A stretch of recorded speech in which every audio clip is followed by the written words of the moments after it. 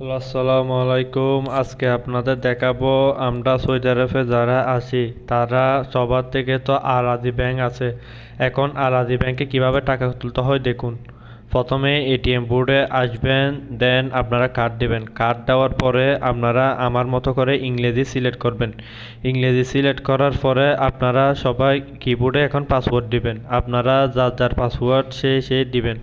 Password দেওয়ার পরে এখানে অপশন আসবে যে আপনারা কয় টাকা তুলবেন।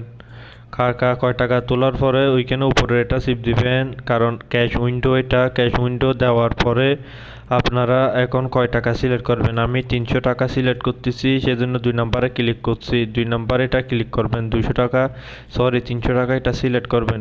300 টাকা এটা সিলেক্ট করার পরে একটু ওয়েট করবেন। ওয়েট করার পরে আপনাদের একটু পরে কার্ড দিয়ে দিবে। কার্ড দেওয়ার পরে নিচে আপনাদের টাকা দিবে। টাকা দেওয়ার পরে টাকাগুলো নিয়ে নেবেন। এবং আপনারা যদি এই ভিডিও না বুঝে থাকেন তাহলে অবশ্যই আমারে বলেন। এখন টাকা দিতেছে, হ্যাঁ টাকা দিছে দেখেন। আর এই টাকা আমি যে 300 টাকা তুলছি, এই 300 টাকা দিয়ে